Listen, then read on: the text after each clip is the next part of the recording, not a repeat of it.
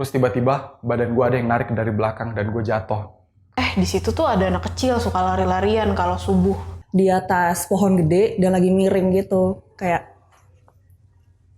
ngundang aja, kayak gue pengen nengok sebelah kanan. Dan ternyata pas gue nengok sebelah kanan ini ada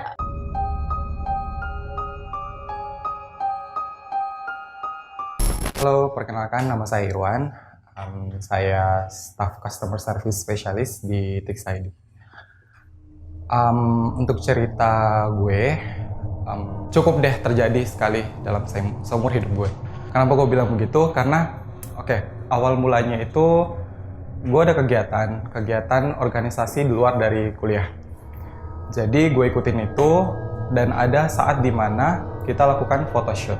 Dan photoshootnya itu berada di pedesaan.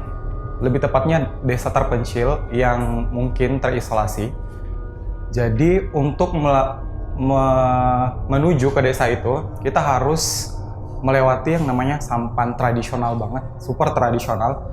Karena sampannya itu pakai bambu dan kita lewatin itu. Anggota yang ikut saat itu sekitaran 32, 33, sekitaran 30-an begitu. Dan pertama kali kita melintas ke daerah itu, kita udah lewatin hutan bakau, kita udah lewatin semacam sungai gitu. Pokoknya itu kita lewatin dengan air yang super keruh dan nggak ada pemukiman sama sekali pada saat kita melewatin daerah itu.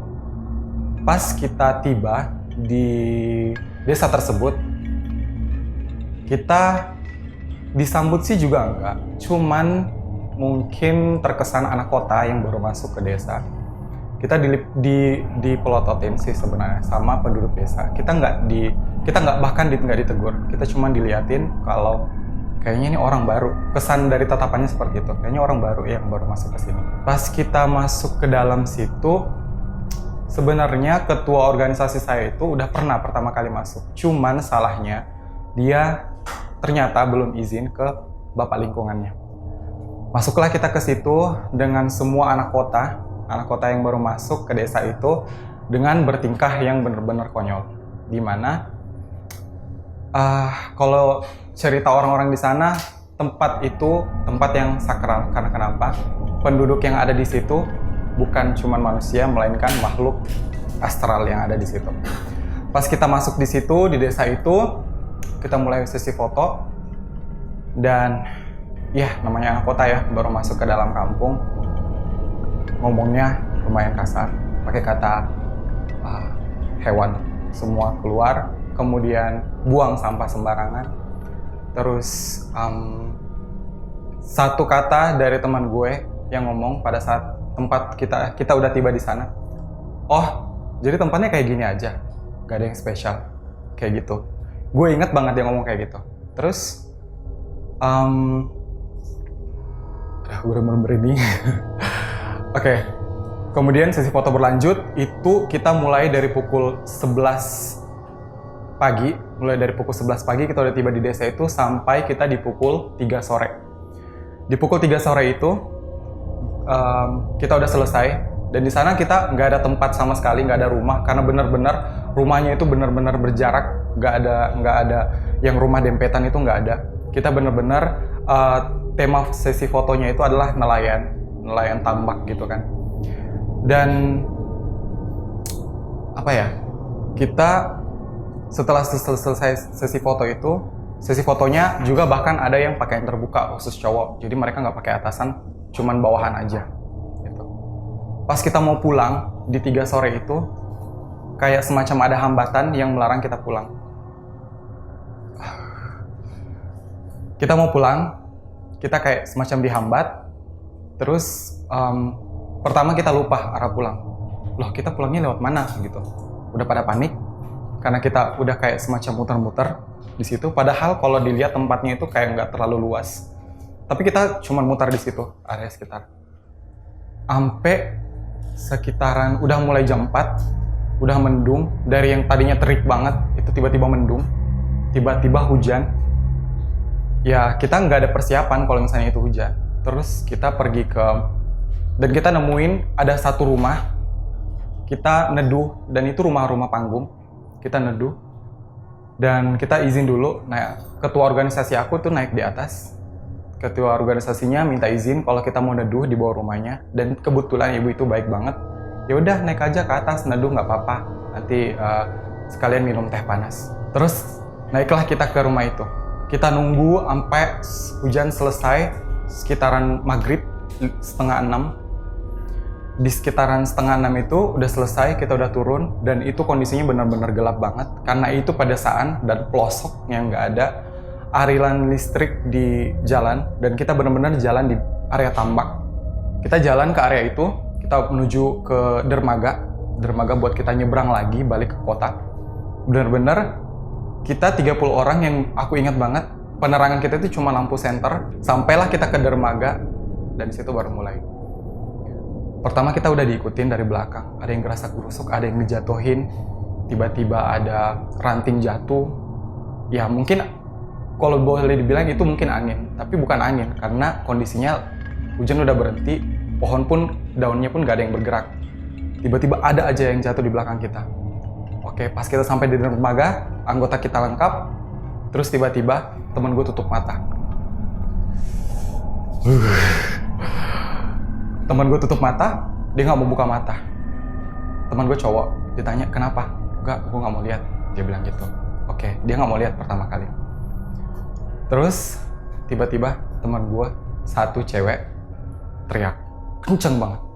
Kesurupan enggak, tapi dia udah tiba-tiba telentang. Posisinya itu udah baring, bukan baring di tempat kursi dermaga itu, baring di udah kayu lantai dermaganya. Dia udah baring, dia udah teriak, tiba-tiba kaki sama bagian badannya itu udah terangkat dengan kondisi kepalanya dipegang sama dia karena dia bilang rambut gue ada yang narik gitu. Rambutnya ada yang narik, kakinya ada yang angkat, tapi nggak ada yang nyentuh. Jadi posisinya ini kayu, ini kepalanya, udah badannya kayak gini, rambutnya ketarik ke atas. Yang gue rasain saat itu kondisinya penuh banget, kayak ada orang tapi nggak ada orang. Jadi kita cuman sekitar 30-an sama bapak dermaganya, sembari kita nunggu sampannya datang. Teman gue udah teriak, biar teman gue ini kesannya nggak terbang, kita pegang kakinya, beberapa pegang kakinya, beberapa pegang kepalanya. Teman gue udah teriak, minta tolong, terus tiba-tiba serentak sekitaran 5 apa 10 orang itu udah kesurupan massal. Teman gue yang awal mulanya tutup mata nggak mau buka, tiba-tiba nangis. Dia teriaknya bilang, oke, gue minta maaf, kayak gitu. Gue yang tadinya udah nggak percaya, gue bilang lah, kok tiba-tiba kayak gini sih, kayak gitu kan. Gue nggak tahu, karena gue emang nggak bisa ngelihat itu, dan yang gue bisa rasain, rasa-rasanya benar-benar sesak. Pernah nggak sih kalian kayak di tempat kerumunan orang, yang kalian udah kayak capek gitu karena saking sesaknya, padahal di situ nggak ada orang. Terus gentong penjaga dermaganya itu udah dibunyiin, tanda buat manggil warga, buat nolongin kita. Karena posisinya 30 orang yang datang, anggota gue. Yang kesurupan itu lebih dari 20 orang. Yang nggak kesurupan termasuk aku, termasuk gue itu ada 5 orang yang nggak kesurupan sama sekali. Alhamdulillah, gue bantuin teman gue, dan gue ngerasain hype-nya dan betapa horornya waktu itu. Bapaknya udah manggil ketua lingkungannya nggak ada, wakil ketua lingkungannya teriak ke kami, kalian habis ngapain di sini? Gitu, ditanyain, kalian mesum nggak? Enggak pak, enggak, kita nggak mesum kok, kita cuman foto-foto gitu. Enggak, kata bapaknya udah marahin kita, enggak, kalian pasti ngelakuin sesuatu yang di luar dari orang sini buat. Oke, kita nggak ngapa-ngapain. Pokoknya kita tempat pelosok itu nggak bisa dijangkau sama jaringan provider manapun. Kita nelfon sampannya itu nggak bisa datang. Kondisinya semua barang elektronik kita itu lowbat. Oke, kita udah nggak tahu. Kita cuman berdoa doang. Dan kayak temen gue itu yang satu ini yang udah tutup mata minta maaf. Padahal kita nggak tahu dia ngomong sama siapa. Udah nangis. Terus datanglah sampan itu. Teman gue yang tadinya udah keangkat badannya, itu tiba-tiba bapak kepala lingkungannya itu ngangkat semua orang yang lingkungan itu, didahuluin lah ceritanya, yang perempuannya didahuluin buat balik. Terus teman gue yang cowok ini dipandu lah ceritanya ke sampan itu karena dia udah nggak mau ngelihat, dia nggak mau buka mata. Oke, kita udah sampai di sampannya, dan gue yang gue alamin karena gue kebetulan itu hari pakai jaket merah polos, gue mau nyebrang ke sampan, terus tiba-tiba badan gue ada yang narik dari belakang dan gue jatuh. Gue berdiri lagi, gue jatuh lagi. Terus kata bapaknya, buka jaket lo, buka sekarang kalau lo mau pulang. Ya udah, posisinya gue udah kayak panik. Untungnya gue pakai singlet dan gue gak telanjang, gue buka terus gue lempar ke kali itu, udah gue lempar aja. Dan gue ingat gue langsung naik sampan, gue pergi sama teman-teman gue, dan itu terus hujan ngiringin kita yang bener-bener seram, nggak ada penerangan sama sekali. Bapaknya yang bawa sampan itu nggak ngomong sama kita sepatah kata pun nggak. Sampailah kita ke situ, dan itu masih berlanjut sampai kita ke rumah organisasi. Di rumah organisasi ini, karena waktu ber-30, 5 orang itu emang orangnya mulutnya rada kasar, ngomongnya binatang, kelakuannya ya kayak begitulah orang kota masuk kampung. 5 orang itu benar-benar ada yang ngikutin. Yang satu perempuan, 4-nya cowok. Perempuan ini dia pengen dimasukin sama makhluk itu, tapi nggak bisa dimasukin. Jadi makhluk ini aku lihat dengan mata kepala aku sendiri, dia disiksa, dia teriak, tapi nggak ada yang nyentuh. Seorang pun dari kita nggak ada yang nyentuh. Terus dia cuma neriak gini, belakang gue sakit banget, please jangan hukum gue. Gitu. Kita angkat dong badannya, gue refleks angkat badannya di belakang, dan itu udah ada bekas cambukan. Bener-bener ada yang nyambuk. Selang kita bacain ayat kursi kan, karena kita semuanya orangnya Islam. Kita bacain ayat kursi, itu udah berhenti. 4 cowok yang lainnya tiba-tiba kemasukan. Kemasukannya berbeda-beda. Satu ada yang narik. Bener-bener gue merinding. Satu ada yang narik. Satu matanya cuma terbuka dan nggak bisa ngomong. 2-nya lagi itu benar udah marah-marah. Kita nggak tahu dia ngomong apa karena dia pakai bahasa daerah. Gue nggak ngerti artinya pakai bahasa daerah itu. Yang satunya ini, yang matanya melongo, tiba-tiba dia ngomong, gue suka anak ini. Terus kita cek dong, dia ini sukanya karena kenapa? Terus gue suka badannya dia. Kita lihat hasil foto yang kita tag kemarin. Jadi ceritanya ini keesokan harinya. Kita cek, ternyata dia fotonya yang aku bilang tadi. Atasannya terbuka, terus dia cuma pakai celana pendek doang buat foto. Aku akan tetap keep anak ini. Arwahnya aku akan ambil, katanya.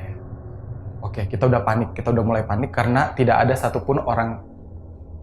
satupun dari kita adalah orang yang indigo yang bisa ngelihat.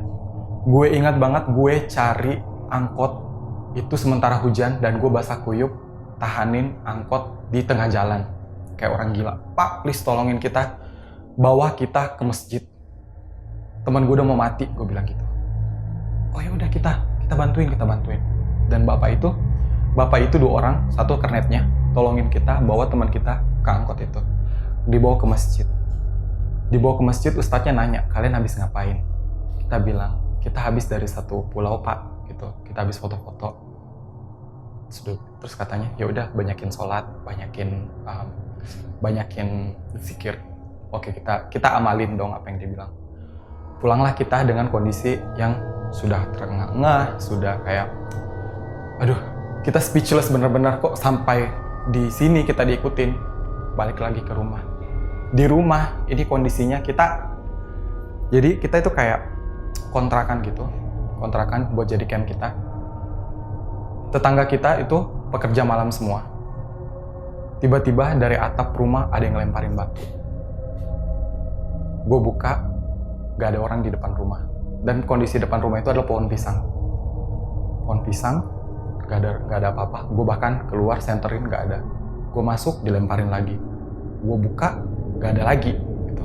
Oke, dan itu gangguan itu sering terjadi di pukul 12 malam. Ditutup lagi, dilemparin. Ya udah kita ngaji. Gue ngaji sambil nangis. Ya Allah tolong gue gitu. Gue nggak mau mati kayak gini gitu kan. Dan kita itu kondisinya udah bener-bener takut banget. Udah kayak wah gila nih, bener-bener horor banget. Kita udah searching pakai Google ustadz yang bisa ruqyah orang. Kita teleponin ustadznya, gak diangkat. Ya iyalah udah jam 12 malam. Kita tunggu sampai besoknya. Di pukul 2 pagi, gue ingat banget, gue pengen pipis. Pukul 2 pagi gue pengen pipis, gue udah jalan di kamar. Jadi kondisi kontrakan itu ada kayak kamar, ada lorong. Gue lewatin lorong itu karena setelah kamar baru kamar mandi. Tiba-tiba pintu kamarnya kebuka. Pintu kamar kebuka, teman gue udah nari di dalam. Dan yang nari itu cowok. Dia posisinya kayak lagi bukan duduknya itu duduk kakinya kelipat. Terus dia udah nari. Kayak pokoknya nari kayak perempuan lah. Kayak tari Bali gitu. Gue udah nggak bisa ngomong. Gue lemparin teman gue pakai bantal. Gue udah nggak tahu ngomong apa. Gue tarik dia, lihat sendiri. Baru gue bisa ngomong. Ini dari tadi nih kayaknya. Soalnya pas gue bangun dia udah nggak ada di samping gue. Karena yang jagain 5 orang itu, yang lain yang udah kesurupan masal itu udah nggak ada apa-apa. Ternyata yang diikutin ini yang berperilaku buruk di tempat itu. Sampai 2 hari kita kayak gitu. Sampai kita benar-benar cari orang yang bisa nguruqyah. Di hari kedua kita nggak dapet orang yang bisa nguruqyah. Dan di sore hari menjelang maghrib teman gue 5 orang itu kerasukan lagi. Balik lagi gue nyari masjid yang benar-benar dekat dari kosan gue karena gue udah nggak dapat transportasi. Gue bawa pakai motor, jadi kondisinya motor teman gue yang bawa, teman gue yang kerasukan, dan gue di belakang. Gue dekep bener-bener biar dia nggak goyang, biar gimana caranya gue nggak jatuh sama teman gue, bawa dia karena dia udah teriak-teriak sampai ke masjid. Kita bawalah tuh setelah sholat maghrib kan, baru kita tiba di masjid itu. Terus kata ustadznya, oh ini kesurupan. Ya iyalah kesurupan. Orang cewek sama cowok bergandengan bukan muhrib. Maksud gue gini loh, kita ini pak butuh bantuan buat dibantu, bukan dikata-katain. Seenggaknya bantu dulu lah gitu kan. Oke nggak apa-apa. Teman gue udah nyadar, disadarin di masjid itu. Balik lagi ke rumah gitu. Sampai pada akhirnya ada teman gue yang benar-benar tahu dan paham. Karena dia indigo. Karena kita awalnya nggak tahu. Dia tiba-tiba datang ke camp kita, terus duduk sila gitu ya, kalau bahasa gue. Duduk sila. Dipejemin matanya, teman gue berlima ini balik lagi kerasukan. Dia pakai bahasa Makassar. Tabe karai. Kayak yang ngomong itu bukan dia. Maaf. Pokoknya dia kayak artinya itu, maaf. Sebelumnya atas dasar apa kalian ganggu anak-anak ini? Oh enggak, kita nggak ganggu. Kita cuman mau bawa dia ke tempat kita. Karena dia suka kayaknya tempat kita. Katanya kayak gitu. Diartiin ya setelah itu. Nggak bisa gitu. Pokoknya aku nggak akan kasih kalian anak ini, 5 orang anak ini ke kalian. Gitu. Ya udah nggak apa-apa. Balik aja kalian ke tempat aku buat minta maaf. Katanya kayak gitu. Jadi kita disuruh buat minta maaf. Dengan persyaratannya, kita harus cari pisang mas. Kemudian kita disuruh pakai baju adat setempat. Oke, itu persyaratan buat kita minta maaf. Setelahnya, teman gue kerasukan lagi. Semacam buat dibalas dendamin kalau misalnya, kapan kalian melanggar buat tidak datang buat minta maaf. Ini yang bakalan terjadi. Teman gue itu pernah nonton film Insidious gak sih? Yang kayak ada bekas cekekan gitu di kaki. Kalau Insidious kan di kaki, kalau teman gue di leher. Ada bekas cekekan, gak ada yang nyentuh perempuan itu karena rambutnya panjang. Jadi kondisinya rambut gue itu panjang, perempuan. Dia kayak sakaratul maut gitu, kayak ada yang cekek pokoknya. Yaudah nggak apa-apa, kita kasih minum. Nggak bisa ditelan karena kondisinya dia udah nggak bisa nelan, kayak udah ada yang nyekek gitu. Terus tiba-tiba dia udah baikan sendiri. Kita buka, kita angkat rambutnya, kita ikat. Di lehernya itu ada bekas cekekan gitu kan. Oke, ini bener-bener nih. Kita harus datang minta maaf. Nggak boleh ditunda lagi katanya. Ya Udah, dia udah ngasih teguran ke kita udah diikutin hampir 1 minggu, 4 hari sekitaran 5 hari gitu. Kita udah balik lagi ke Sampan. Yang jemput kita itu bapak sampannya yang antar kita hari itu. Bapaknya cuma senyum sama kita, tapi nggak ngomong juga. Ya udah, kita balik aja karena dia udah lihat teman gue yang 5 orang ini udah pakai baju adat gitu kan. Kita bawa pisang, 1 orang 1 pisang gitu, 1 sisir ya. Kita udah balik, kita udah sampai kita di sana kayak ada yang jemput kita. Padahal kita nggak ada kontak sama orang sana kalau kita mau datang. Tapi pas kita sampai di dermaga sana, orang itu udah kumpul liatin kita. Kayak orang itu udah tahu kalau kita mau datang. Dan gue itu udah, wah kenapa nih kok tiba-tiba pada datang lihat kita. Bener-bener, Pak kita mau datang, mau nemu kepala lingkungan. Oh ya udah kita anterin. Dianterin lah ke sana. Sambil warga di belakang itu ikutin kita. Kita datang ke rumah Pak Lingkungan. Pak Lingkungannya udah bilang, oh kalian ya. Padahal kita belum ketemu sama bapak. Kalau gue bahkan belum pernah lihat bapak lingkungan. Oh kalian ya. Ya udah sini duduk di sini. Terus tiba-tiba kalian apa tujuan apa kemari, katanya gitu. Walaupun saya yakin sebenarnya dia tahu tujuan kita apa. Terus tiba-tiba, oh ya udah kalian datang mau minta maaf kan? Iya. Bapaknya tiba-tiba minum kopi. Gue nggak tahu itu kopi hitam. Tiba-tiba dia minum, terus bapaknya itu ngomong dengan suara yang berat, seakan itu bukan dia. Kayak dia itu semacam media buat ngomong sama kita. Teman gue yang indigo tadi ngomonglah sama si bapak lingkungan yang tadi. Oke, kita minta maaf. Terus teman gue ini ceritanya udah dimaafin. Terus bapaknya berdiri, ditempelang lah kita, ditampol lah kepalanya, dikeplak lah satu-satu. Habis dikeplak satu-satu, kayak udah merasa lega tuh yang masukin dia. Bapak lingkungannya tiba-tiba duduk, suaranya balik lagi ke suaranya dia yang cempreng.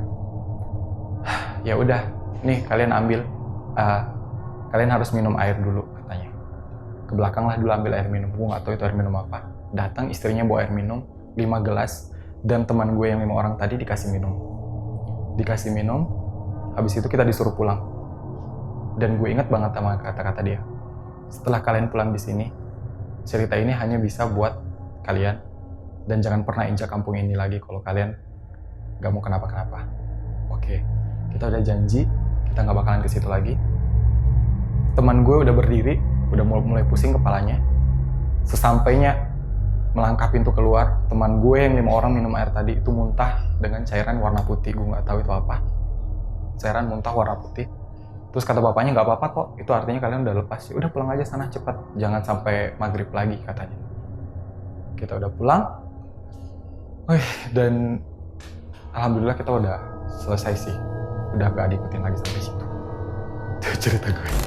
Hai, gue Mercia, di Tix ID gue sebagai UX designer. Di sini sekarang gue mau ngebagiin salah satu cerita mistis yang pernah gue alamin pas gue lagi kuliah dulu. Kurang lebih sih itu di tahun 2012, di saat zaman gue masih kuliah di kota Bandung. Waktu itu kebetulan gue lagi ada kerja kelompok sama temen gue, dan temen gue ini emang dia tuh bisa lihat hal-hal yang gak bisa kita lihat, yang bukan manusia. Pertama temen gue masuk ke kosan gue ini, dia langsung bisa ngerasain dan dia bilang kayak di sini tuh banyak banget, kata dia bilang. Cuman ada satu sosok yang menurut dia tuh pendatang karena dia datang ke kosan gue gitu. Pas dia pertama kali masuk ke kosan gue, terus dia mulai ngelewatin lorong pertama, dia bilang, di situ tuh ada anak kecil suka lari-larian kalau subuh. Dia bilang, which is itu bener banget karena gue sama temen kosan gue yang tinggal di situ pun udah pernah ngeliat kayak, wow ada apa itu. Jadi kan kalau lu di pintu tuh kayak ada suka celah kecil gitu di bawah, dan kalau ada orang lewat ada bayangannya gitu, dan kita tuh sering lihat lah di atas jam satuan gitu karena kita kan kuliahnya emang suka kerja subuh-subuh gitu kan. Terus which is kayak oh berarti bener gitu apa yang kita lihat gitu. Terus naik ke lantai 2, balik lagi dengan lorong. Terus temen gue bilang di ujung itu ada kakek-kakek, tapi emang kakek-kakek itu tuh baik banget dan dia emang yang ngejagain di kosan ini, kata dia bilang. Jadi lu nggak usah takut dengan sosok kakek-kakek itu. Tapi dia bilang gue merasakan ada satu sosok yang kayak strong banget nih, kata dia bilang, kayak yang dari tadi tuh pengen mau tampil banget di depan gue, kata dia bilang gitu.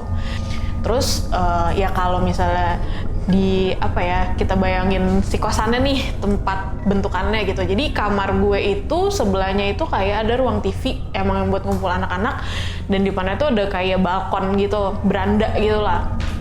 Terus temen gue bilang kayak, nah di situ tuh dia di beranda itu dia berdirinya, kata dia bilang gitu.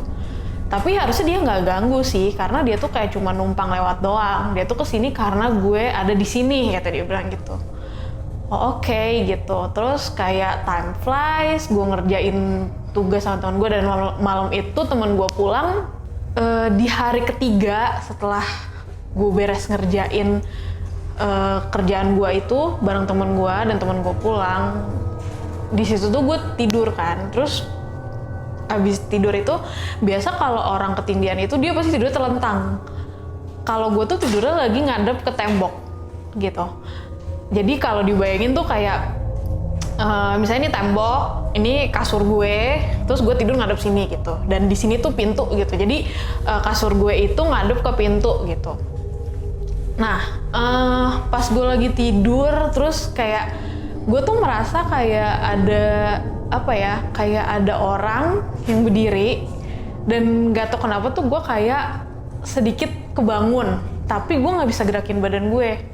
Dan anehnya tuh kayak karena gue tidur yang ngadep tembok, gue tuh bisa lihat 360 derajat ke belakang ada apa gitu. And then ya itu, gue lihat ada sosok cewek, bajunya putih, rambutnya hitam panjang. Dia tuh bener-bener kayak berdiri di depan gue sambil tangannya begini, kayak dia tuh kayak mau istilahnya masuk ke badan gue gitulah, intinya gitu. Ya gue ngeliat itu gue langsung kayak nyebut kayak dalam nama Tuhan Yesus pergi kamu, gue gituin berkali-kali. Tapi karena gue ketindihan, jadi gue tuh nggak bisa teriak gitu. Jadi tuh kayak gue harus ngeluarin, kayak harus teriak sekencang mungkin sampai akhirnya tuh gue bisa bangun kayak biasa. Dan maksudnya si rohnya itu juga hilang gitu, si cewek berbaju putih itu juga hilang gitu. Terus abis dari kejadian itu gue langsung nyalain lampu, dan kayak gue sempet bengong dulu sih, kayak gila itu tadi tuh mimpi atau beneran ya, sampai kayak gitu. Terus semenjak dari hari itu, setiap kali kalau gue ngerjain tugas di atas jam 2 pagi, di depan pintu gue itu selalu kedengeran kayak ada cewek yang lagi nangis. Dan itu setiap kalau misalnya gue udah denger suara cewek itu nangis, terus udah gitu gue langsung matiin komputer, gue matiin lampu, gue tidur, itu tangisannya berhenti gitu. Dan akhirnya next day-nya gue ketemu sama teman gue yang bisa lihat itu, dan gue ceritain apa yang gue alamin beberapa hari itu kan. Terus teman gue bilang kayak kayaknya tuh si cewek itu merasa, si sosok cewek baju putih itu merasa kalau gue tuh yang punya kekuatan yang bisa lihat dia, dan gue tuh kayak bisa bantuin dia gitu. Jadi intinya si sosok cewek ini tuh lagi cari bantuan gitu deh. Dia tuh kayak lagi mau minta tolong. Mungkin kata temen gue waktu itu tuh waktu dia lagi meninggal itu kayak ada urusan dia yang belum beres gitu, makanya dia mencari orang yang bisa bantuin gitu urusan dia gitu. Ya sampai akhirnya sih temen gue bilang kayak udah deh, untuk beberapa hari ini gue rasa lu coba tidur sama temen kosan lu dulu, minta tolong temenin, tapi lu jangan tidur di kamar temen kosan lu, kata dia bilang gitu, supaya si cewek itu tuh nggak diem di kamar lu gitu, dia bilang sih. Ya tapi kan gue jadi apa ya, akhir-akhirnya tuh gue jadi nggak nyaman aja sih, karena maksudnya nggak cuman gue aja yang diganggu, teman-teman gue pun, teman-teman kampus gue pun kalau misalnya abis main ke kosan gitu ngumpul-ngumpul terus balik ya kayak malam banget tuh juga kadang-kadang mereka suka lihat sosok cewek itu sih gitu. Jadi dan menurut salah satu temen gue yang bisa lihat tuh kayak dia kayaknya nggak suka deh kalau kita sering-sering main kesini, kata dia bilang gitu. Gitu sih cerita dari gue. Gue berharap kejadian apa yang gue alamin ini nggak kejadian di kalian juga, karena itu gak enak banget. Dan sampai sekarang tuh gue masih apa ya, masih kelihatan keinget jelas gitu sosoknya kayak gimana, bentuknya kayak gimana gitu sih. Halo, nama gue Yani Humaira, di Tix ID gue sebagai HR spesialis. Jadi waktu itu sekitar tahun 2009 ya, di suatu desa di Jawa. Waktu itu gue ada namanya trip observasi sebenarnya. Itu salah satu acara SMA waktu itu. Nah, konsepnya itu adalah semua murid SMA ini berangkat ke suatu desa terpencil, nggak boleh bawa HP, tapi HP-nya harus dinonaktifasi. Terus kita satu grup itu mungkin satu rumah ada 5-6 orang kayak gitu. Nah, tapi terpencar nih 5-6 orang ini di rumah-rumah masing-masing gitu. Nah, cukup jauh sih sebenarnya, ada yang deketan, ada yang jauh gitu. Nah, kebetulan waktu itu rumah grup gue itu cukup jauh sih sebenarnya dari rumah grup yang lain kayak gitu. Nah, jadi hari pertama masih oke. Kegiatan di SMA-nya waktu itu hari pertama itu cuma kegiatan outdoor, terus sesi sharing sama grup lain tentang kayak budaya Indonesia kayak gitu-gitu. Terus general sih sebenarnya. Nah, hari kedua ini jadi selain live in di daerah itu, kita juga ada namanya setiap malam itu kita jaga barikade. Nah, kita tuh dikasih tongkat gitu waktu itu sama OSIS-nya gitu. Ketua OSIS-nya bilang bahwa kita harus punya tongkat satu. Nah, itu tuh jadi pegangan kita lah intinya gitu. Pokoknya itu tongkat nggak boleh hilang, nggak boleh jatuh, nggak boleh. Pokoknya itu adalah kesana kayak itu sesuatu yang mesti kita jaga. Gimana caranya gitu, nggak boleh tinggal. Jadi kalau keluar itu mesti dibawa kemana-mana. Dan kalau malam itu mesti dibikin kayak bentuknya kayak kalau misalnya kita mau bikin api unggun nih, kayu terus dijadiin kayak gini lah gitu, diikat gimana caranya supaya dia berdiri, kayu-kayu kita sama kayu teman-teman kita kayak gitu. Nah, itu setiap malam harus dijagain karena kakak-kakak OSISnya akan keliling untuk ngecekin gitu, ini jatuh nggak atau misalnya itu masih steady nggak, itu jumlahnya lengkap atau nggak kayak gitu. Kalau ternyata nggak lengkap berarti nanti dikasih penalti gitu kan. Nah, jadi misalnya 6 orang di dalam satu grup, 2 orang tuh harus jaga, sisanya tidur. Nanti 1 jam atau 2 jam gantian sama 2 orang yang lain kayak gitu.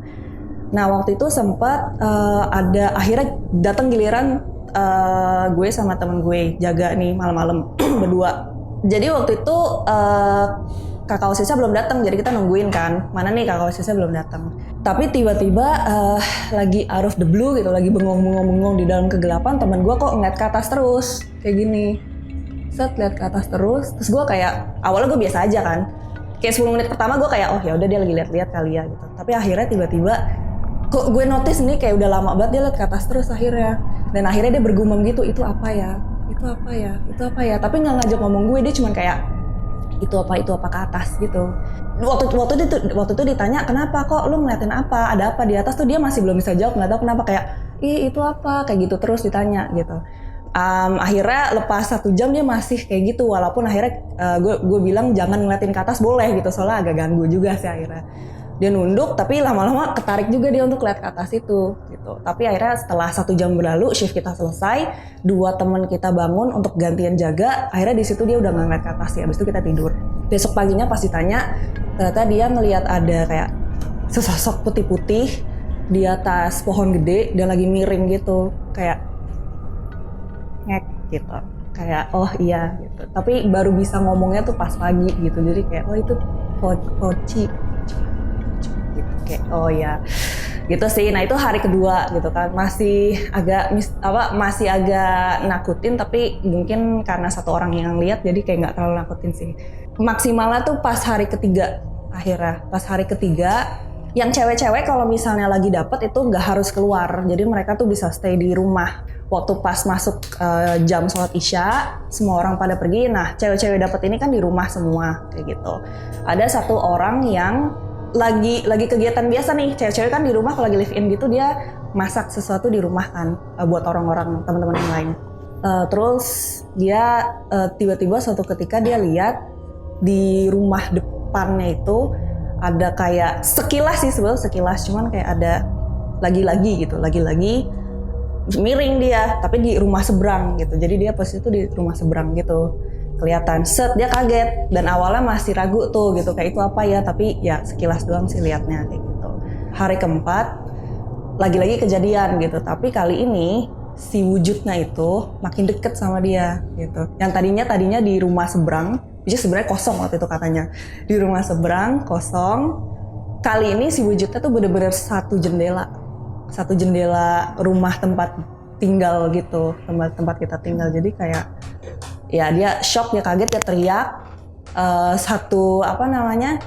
Satu grup tuh pada takut, pada langsung ngumpul semua di satu pojok. Terus dia akhirnya bilang bahwa gue tuh bukan orang yang percaya sama spiritual itu, tapi barusan gue ngeliat sesuatu yang bener-bener nggak pernah gue lihat sebelumnya. Jadi ya satu grup langsung takut semua lah ya gitu, mukanya pada pucat semua habis itu, kayak gitu sih ceritanya. Dan ternyata pas hari terakhir kita stay di situ, which is di hari kelima, kita baru berani bilang nih sama pemilik rumahnya kayak kita ngelihat beberapa hal di sini. Diceritain sama pemilik rumahnya, emang rumah di belakang rumah itu tuh ada kayak kerajaan si spiritual ini gitu, tempat tinggal si makhluk gaib ini gitu. Dan mereka tuh sebenarnya nggak bermaksud untuk ngagetin sih atau nakutin sebenarnya, dan itu hal biasa sebenarnya, cuman mungkin apes aja kali ya buat dia yang akhirnya bisa lihat wujudnya gitu.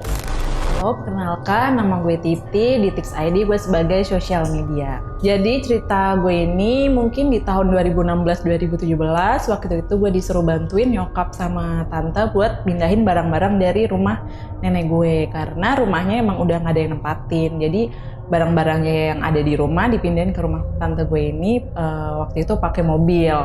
Ya udah tuh kayak kita ngambilin semua kan, kayak isi lemarinya yang kayak piring, gelas kayak gitu lah, kayak ada baju juga. Ya udah diangkutin semua pakai mobil. Nah kayak di mobil ini pas perjalanan ke rumah tante gue ini kayak nyokap gue bilang kalau mobilnya kok kerasa berat banget, padahal barang-barang yang dibawa itu yang nggak seberat itu gitu, kayak cuman piring, gelas, sama yang baju-baju nenek gue gitu, nggak sampai yang kayak lemari atau apa yang emang barangnya berat gitu. Terus waktu itu udah nyampe rumah, emang barang-barangnya nyampe rumah gue dulu baru dibawa ke rumah tante gue karena emang jarak rumahnya lebih deketan ke rumah gue. Terus waktu itu emang salah sih, kayak gue dari mobil kayak langsung lanjut nonton TV, nggak yang kayak cuci tangan dulu, cuci kaki, baru nonton TV gitu. Jadi waktu itu gue inget banget gue lagi nonton drakor di ruang TV. Jadi ruang TV gue ini kayak sebelahan sama kamar gue gitu, cuman sebelah-sebelahan. Nah pas gue nonton drakor ini kayak gue diundang buat ngeliat sebelah kanan gitu. Kayak ada yang ngundang aja, kayak gue pengen nengok sebelah kanan. Dan ternyata pas gue nengok sebelah kanan ini ada tante-tante rambutnya panjang, pakai baju putih, kayak pakai baju gamis gitu, masuklah ke kamar gue gitu. Tapi pas gue nengok ini kayak gue gak bisa kayak langsung ngalihin pandangan gitu. Justru kayak gue malah nge-freeze, kayak ngeliatin mulu. Abis itu kayak gue baru sadar ini tuh apa ya gitu. Karena sebelum-sebelumnya kayak emang gak ada orang di situ, cuman gue sama nyokap gue di rumah. Terus pas gue udah nge-freeze kayak mungkin kayak badan kita tuh kayak mikir ini tuh apa, cuman emang gak bisa buat diomongin gitu kan. Nah pas gue udah kayak sadar kayak ini kayaknya emang hantu gitu. Terus gue kayak coba manggil nyokap gue yang lagi di luar, kayak lagi kayak nyerahin mobil ke tante gue ini. Nah pas di situ gue ngerasa banget gue udah berdoa, gue kayak udah baca Al-Fatihah, ayat kursi, cuman kayak nggak bisa. Terus kayak gue udah teriak-teriak manggil nyokap gue sama tante gue ini, cuman kayak nggak ada yang denger gitu. Kayak nggak ada yang denger sama sekali, bahkan kayak gue sampai bingung, sampai nangis. Ini tuh gue ngelihat apa gitu. Pas abis itu gue langsung nyamperin nyokap gue sama tante gue ini, terus kayak gue nangis, gue cerita kayak ini ada orang masuk ke kamar gitu. Ya udah tuh kayak nyokap sama tante gue ngecek ke dalam kamar, ya emang gak ada siapa-siapa, cuman kata mereka emang rasanya tuh yang kayak beda gitu dari sebelumnya. Ya kayak mungkin merinding atau apa sih, gue nggak nanya karena gue kayak udah nangis, gue kayak bingung gue harus gimana gitu kalau setelah ngeliat kayak gituan kan. Nah habis itu mungkin kayak seminggu 2 minggu gue sama sekali nggak berani tidur di kamar. Bahkan kayak gue ngambil baju buat mandi aja gue harus minta tolong nyokap buat nemenin ngambil baju doang. Terus habis itu kayak tante gue ini kayak tahu lah gitu kayak caranya biar kayak ngusir makhluk kayak gitu gimana gitu. Nah pas itu kayak nyokap gue diajarin kayak baca surat apalah gitu pas kalau nggak salah pas asar sama maghrib, dibaca terus tuh kayak dalam seminggu karena kan emang ibaratnya kayak mungkin si tante-tantenya itu masih di kamar kan. Nah pas kayak ke hari terakhirnya, hari ke-7-nya ini, nyokap gue kayak ngerasa itu yang kayak atap tuh kayak di taburin pasir, kayak suaranya yang kayak petak kayak gitu. Terus kayak ada suara ada angin. Terus pas abis itu kayak katanya sih kayak anginnya kayak muter sama bunyi si pasir ini, terus kayak tiba-tiba bus hilang gitu aja. Nah pas abis itu gue kayak masuk ke kamar aja udah berani, udah biasa. Terus kayak ngambil baju ya udah biasa. Bahkan kayak abis itu gue udah berani tidur di kamar gue.